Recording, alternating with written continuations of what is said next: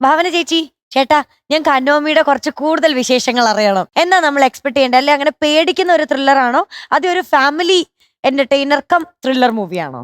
Family entertainer എന്നൊന്നും പറയാൻ പറ്റില്ല. ആ. അതൊരു പക്ക ത്രില്ലർ മിസ്റ്ററി ഇൻവെസ്റ്റിഗേഷൻ ആണ്. ഉം. പക്ഷെ അങ്ങനെ പേടിക്കേണ്ട എലമെന്റ് അല്ല, കുറച്ചുകൂടി ത്രില്ലടിപ്പിക്കുന്ന എലമെന്റ്സ് കൂടുതലുണ്ടാവും. എനിക്ക് കാരണം അതൊരു നമ്മളിങ്ങനെ എക്സ്പെക്ടേഷൻ വെച്ചിരിക്കുന്ന പോലെ അങ്ങനെ. അതാണ് വാട്ട് ഇസ് നെക്സ്റ്റ് എന്നുള്ളൊരു ഫീലിംഗ് എനിക്ക് തോന്നുന്നു ഒരുവിധം എല്ലാ ഓഡിയൻസിനും ഇഷ്ടമുള്ള ഒരു ഫീലിംഗ് ആണ്. Feel ആയിരിക്കും. നമുക്കിപ്പോ Okay. നമ്മൾ വിചാരിക്കുന്ന പോലെ കഥ പോകുമ്പോ അതിലൊരു ത്രില്ല് ഉണ്ടാവില്ലല്ലോ.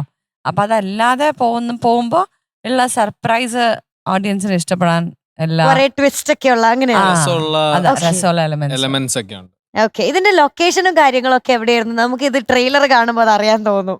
നമ്മൾ കൊച്ചിനായിരുന്നു മെജോറിറ്റി പോർഷൻസ് ഒക്കെ. പിന്നെ കൊച്ചിനിലാണ് ഷൂട്ട് ചെയ്തത്. പിന്നെ പൊള്ളാച്ചി, പിന്നെ ഷെബിന്റെ കുറച്ച് പോർഷൻസ് മുംബൈയിൽ ഷൂട്ട് ചെയ്തിട്ടുണ്ട്. അങ്ങനെ പിന്നെ Okay. കൊടൈക്കനാൽ. പിന്നെ ഓഫ് കോഴ്സ് എല്ലാവർക്കും ഭയങ്കര പ്രതീക്ഷയുള്ള പോലെ തന്നെ റഹ്മാൻ സാറിനെ ഒത്തിരി നാൾക്ക് ശേഷമാണല്ലോ നമ്മളൊരു മലയാളം മൂവിയിൽ ഇങ്ങനെ ഒരു ത്രൂ ഔട്ട് ക്യാരക്ടർ ആയിട്ട് കാണുന്നത്. ഭാവന ചേച്ചിയും ഓഫ് കോഴ്സ് നമ്മൾ കാണാൻ ആഗ്രഹിച്ചിരിക്കുന്ന ഒരു സംഭവമാണ്. അപ്പൊ അതിനെ പറ്റി എന്താണ് സാറിന്റെ ഒരു മലയാളത്തിലേക്ക് വീണ്ടും ഒരു കംബാക്ക്? എനിക്ക് തോന്നുന്നു അദ്ദേഹം ഒരുപാട് മലയാളം ഫിലിംസ് ഇടയ്ക്കിടെ ചെയ്യുന്നുണ്ട്. ആ അങ്ങനെ വലിയൊരു ഗ്യാപ്പ് എടുത്തെന്ന് എനിക്ക് തോന്നുന്നില്ല. പക്ഷെ ആ.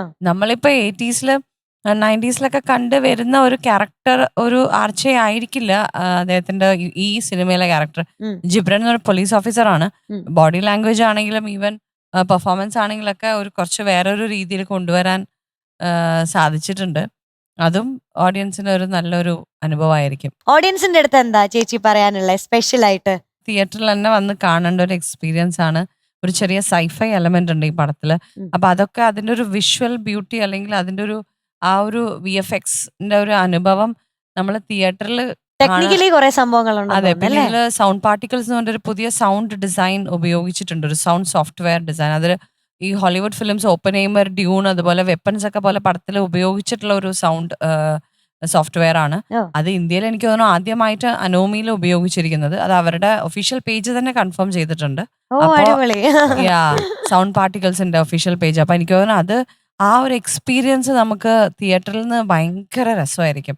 ഈവൻ സൈലൻസ് വരെ വളരെ പവർഫുൾ ആയിട്ട് നമുക്ക് ഫീൽ ചെയ്യാം. അപ്പൊ അത് തിയേറ്ററിൽ എക്സ്പീരിയൻസ് ആയിരിക്കും അതിന്റെ ഒരു ഭംഗി.